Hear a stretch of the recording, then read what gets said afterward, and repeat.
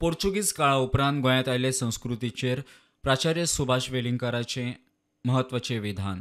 गोयची अस्मिताय आहे जे पंडित जवाहरलाल नेहरूंना पढवण्यात आलं त्यावेळी इथल्या पित्यांनी त्याला पढवलं की इथे अमुक पर्सेंट एवढे हे लोक राहतात, म्हणजे हिंदू ही मायनॉरिटी आहे आणि ख्रिश्चन ही मेजॉरिटी आहे आणि वेगळ्या पद्धतीची संस्कृती आहे।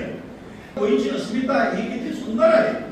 ती अस्मिता जी आहे गोयची म्हणजे संस्कृती ती पोर्तुगीजांनी इथे 450 वर्ष राज्य केलं आणि त्यांच्या राजवटीत त्यांनी धर्मांतर केली आणि त्या धर्मांतरानंतर जी एक मिलापाची विलोभनीय संस्कृती तयार झाली ती गोव्याची संस्कृती आहे। अरे त्या संस्कृतीला मी बलात्कार संस्कृती म्हणतो। विकृती होती ती पोर्तुगीजांनी आपल्यावर लादलेली, म्हणजे अनेक म्हणजे आपल्यातलेच बांधव त्यांनी बदलले, त्यांचे नुसते बदलले नाही, धर्म नाही बदलला, त्यांची वेशभूषा आचार विचार सगळी पद्धती बदलली, म्हणजे त्यांची अस्मिता एक त्यांचं रूपांतर केलं। गोयच्या सरकारी मराठी शाळा सरकारान बंद पडयल्यात, शाळा खाजगी संस्थांक दितात वेलिंगकरांचो आरोप।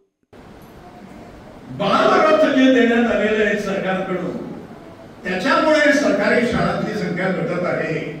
हे एक केवढा शोध लागला या तज्ञांना, मग ते प्रायव्हेट शाळा खासगी शाळा ज्यांना परवानग्या मिळाल्या त्याच्यामुळे सरकारी शाळा बंद पडत आहेत हे सगळ्याला लागले।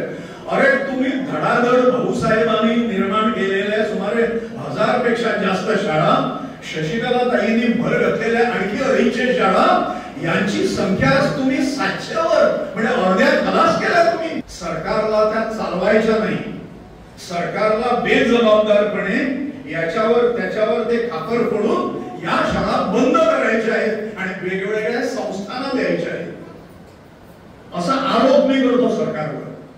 Bureau report prudent.